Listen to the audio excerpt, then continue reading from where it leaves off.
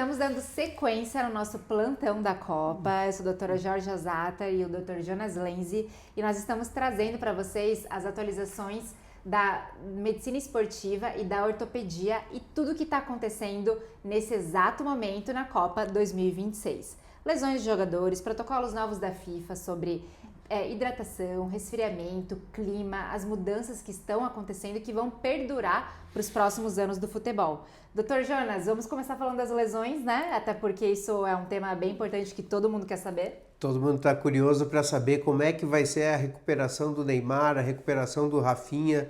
E temos notícias boas para o Neymar e talvez não tão boas assim para o Rafinha. Vamos começar pelo Neymar. Ele fez uma lesão na panturrilha, essa lesão ela está em processo de cicatrização, ele voltou a treinar normalmente com a seleção, no dia 20 e 21 ele treinou já, e o Ancelotti falou que ele pode jogar os 90 minutos, só que eu acho muito difícil. Eu acho impossível que ele jogue os 90 minutos, até porque ele só vai jogar, eu acho que do segundo tempo para frente. E se o Brasil estiver ganhando, eu acho até que ele possa entrar bem no finalzinho do jogo, só para a torcida ficar satisfeita. Ficar feliz, né? Por quê? Porque o Neymar é o nosso craque, ele é o jogador diferenciado que pode fazer uma diferença grande. Se o Brasil estiver ganhando tranquilamente, precisa correr risco para essa diferença não vai fazer sentido. Por isso, se o Brasil estiver indo super bem, minha aposta é que ele entra 5 minutos e no próximo jogo talvez ele já seja usado por mais tempo. E até mesmo aprofundando em questão da lesão, isso pode até ser um perigo em termos de lesão, né, para o retorno após uma reabilitação longa, consideravelmente longa, ele voltar agora 90 minutos de jogo numa Copa do Mundo em que ele provavelmente daria o máximo, né? Então acho que em termos de lesão ortopédica, o nosso ortopedista aqui pode falar muito bem sobre isso. Sim, ele é uma arma secreta. Essa arma secreta a gente não deve queimá-la desnecessariamente. E essa lesão da panturrilha, a panturrilha é um músculo que é muito exigido, né? E ele pode fazer novas lesões, tem uma taxa de recidiva alta, então vamos com calma, principalmente que o Neymar tem um histórico de lesões musculares importante. E em relação ao Rafinha, o Rafinha, a CBF não divulgou qual foi o grau da lesão dele. Então ele teve uma lesão muscular, fez exame, não foi divulgado qual grau, 1, 2 ou 3, que é uma lesão pequena, uma lesão de algumas fibras musculares e lesão completa, né? E isso faz muita diferença para saber quanto tempo ele vai ficar longe dos gramados. E é importante a gente dizer também que no último ano é a 4ª vez que ele tem a mesma lesão, né? Então uma taxa de recidiva muito alta. Em termos ortopédicos isso é bem significativo, né? Sim, e se você prestou atenção no jogo, como é que foi a lesão? Não foi ele saiu correndo e ele puxou a perna como é comum a gente ver, né? Ele sentiu o desconforto, daí ele ficou cabisbaixo, aí logo depois ele pediu substituição. Sim. Então ele, por já ser lesão recidivada, ele já estava... Psicologicamente ele já tem um certo medo de enfrentar e continuar o jogo, né? Então isso é algo importante, até mesmo inconsciente, né? No meio do esporte, a gente como se fosse uma trava no meio do jogo, a gente tem uma dor ali, a gente trava o corpo e foi o que realmente ele fez, né? Só que daí já era tarde demais porque a lesão já estava instalada. Sim, e falando nisso, vamos entrar nesse assunto. O principal mecanismo é a contração excêntrica, né? Sim. Contração excêntrica pode fazer a lesão ali na musculatura. E quando a pessoa está sem confiança, a musculatura, normalmente a gente tem que contrair os agonistas e relaxar o antagonista para fazer o movimento. Quando a pessoa está tensa, está insegura, essa contração ela não fica tão perfeita. E aí os antagonistas travam, seguram mais, e quando ele ele segura e faz o movimento, aumenta a fase excêntrica e facilita a lesão. Parece que o jogador está correndo todo amarrado, né? Travado. E como diria nosso Galvão, precisa adquirir ritmo de jogo, amigo, né? E o que é adquirir ritmo de jogo? melhorar a dinâmica Confiança. do seu movimento e para isso precisa trabalhar a confiança. É um trabalho tanto mental quanto periférico na musculatura. Neuromuscular, né, em termos práticos. Isso é muito importante, porque até o atleta voltar a ter confiança, que ele não está mais lesionado ou que ele não vai recidivar, isso é um tempo, é um processo. Então voltar aos poucos, por isso que eu acredito que o Neymar, um retorno mais leve seria mais interessante, até por questão da recidiva, né? E por isso eu aposto nos 5 minutos do fim do jogo 5 hoje. minutinhos ali, porque ele vai adquirindo confiança para no próximo jogo poder ganhar mais minutagem. E a torcida já fica animada, né? Sim. Agora, vamos trocar de assunto, Georgia. O futebol ele é jogado em 2 tempos de 45, né? Pelo menos era jogado em 2 tempos de 45. Agora ele está se assemelhando mais ao basquete com 4 tempos. Só que tem o intervalo, o halftime, né? Esse intervalo é maior, mas tem um intervalinho de 3 minutos no meio do primeiro tempo e no meio do segundo tempo. Exato. O que seria isso? Isso foi uma nova atualização da FIFA para essa Copa e parece que isso vai perdurar para os próximos anos do futebol, porque além disso, né, existe ainda comentários que isso também pode ter um pouco de envolvimento de marketing, né? Então, para Copa, para a FIFA, para as marcas patrocinadoras, isso é muito interessante, mas o principal motivo é relacionado à saúde. Nós precisamos desse período ali de 3 minutos, com pausas no 22 minutos de cada tempo, para que os jogadores façam um protocolo de hidratação. Você já ouviu falar disso e sabe o quão importante isso é? Pois é, a hidratação envolve não só água, mas eletrólitos, sódio, potássio, magnésio, para prevenir a exaustão térmica e a insolação. E isso não prejudica só a performance, traz riscos para a saúde. Exaustão térmica pelo calor é extremamente perigoso. Queda de performance, doenças relacionadas ao calor e até mesmo morte súbita. Então é algo de extrema importância e para mim, minha aposta como médica é que de fato isso é um protocolo visando a saúde. Agora já os comentários, né, que vieram sobre isso em relação a marketing, isso aí E eu concordo também do ponto de vista de marketing é muito melhor para o esporte porque dá mais visibilidade. Exatamente. Né? Então, por dar mais visibilidade, as marcas elas vão investir mais no esporte. Só gostaria que tivesse menos bets e mais marcas de renome fazendo publicidade nesse hydration break.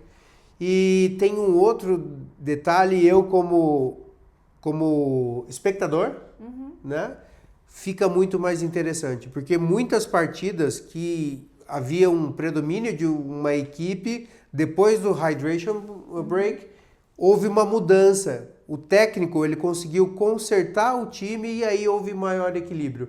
Então eu acho que é importante para a saúde dos atletas, importante para a visibilidade das marcas que patrocinam o esporte e importante também para garantir que as equipes consigam sempre estar mais ajustadas. Exato, não deixa de ser também uma conversa, uma comunicação entre a equipe, até porque é uma pausa, né? 3 minutos pode acontecer muita coisa, não só tomar um líquido. Então eu achei bem interessante, apesar de, né, todos os comentários em relação ao marketing, eu aposto mesmo que foi pela saúde sim, pela performance, para a gente prevenir exaustão térmica pelo calor. E um outro ponto importante, já que vem de gancho, porque nos Estados Unidos está muito quente. A temperatura está rodando ali 33 graus, um pouco até acima. Isso é muito perigoso, principalmente para os europeus, né, que não estão nada habituados com isso. E faz uns 3 dias que a Espanha adotou um protocolo de resfriamento. Técnica de resfriamento, você já ouviu falar? Pois é, eles estão usando colete de gelo, algo, né, muito inovador, até mesmo para nós. Inovador para atuar no resfriamento e além disso chuteiras específicas também de resfriamento. Então sério? Isso, A chuteira para mim é novidade.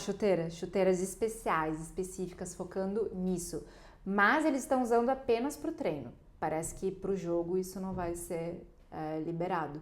Porém, eles estão usando essa adaptação aí para treinar, para não ter a insolação ou a exaustão térmica no treinamento, eles chegarem mais preparados. E muita gente questionou sobre isso, né, comigo no meu Instagram, porque eu postei sobre isso ontem, sobre a aclimatação, né, Jonas? Porque toda vez que a gente faz algo para prevenir, né, algo relacionado ao clima, a gente não está aclimatando. Então aí entra um ponto importante. Será que isso não prejudicaria o atleta no jogo? No vamos ver, porque ele não vai estar aclimatado como deveria. Ele está treinando com resfriamento. E aí ele entra em quadra sem o resfriamento, né? O corpo ele não está adaptado. Mas se foi um protocolo instalado é porque de fato o benefício é maior que o malefício. Então, às vezes no jogo o atleta consiga manejar melhor do que treinar todos os dias sem a técnica de resfriamento, que daí vai trazendo prejuízos a longo prazo. Sim, em relação à aclimatação, como a Copa do Mundo é um tiro curto, né, só vai jogar os 8 jogos, se não me engano, quem for até o fim, por ser um período curto, talvez eles estejam apostando no efeito cumulativo. Exatamente. Da fadiga muscular por desidratação acelerada, dado o clima. Então, é minimizar danos. Exato. Agora, tenho certeza que eles pensariam mais na aclimatação se fosse uma competição de tiro longo. Por exemplo, um campeonato, uma Premier League, um La Liga. Aí, certamente, a aclimatação faz total sentido. Mas times que vão sair nas oitavas, nas quartas, são 4, 5, 6 jogos. Sim. Então, eles estão priorizando performance em curto período de tempo. E a aclimatação talvez não fosse possível, dado o tempo que teve de competições. Sim. Os atletas brasileiros, por exemplo, eles estão no meio da competição. Né? Nós estamos com pausa do Campeonato Brasileiro. Esse colete de gelo é novidade no futebol. Mas eu, como sou viciado em automobilismo, eu já via ser utilizado muito. Na Fórmula 1 eles têm roupas específicas que corre um líquido gelado para resfriar o corpo. Então é algo que já é utilizado por outros atletas. E no tênis também eles fazem isso nos intervalos, né? As técnicas de resfriamento, que apesar de não ser um colete, são técnicas de resfriamento. Sim, eles colocam gelo na toalha e colocam a toalha no dorso, na região dorsal, né? Georgia, e tem uma outra novidade também, né? Que é o tal do bochecho de carboidrato. O que é que o CR7 está inventando?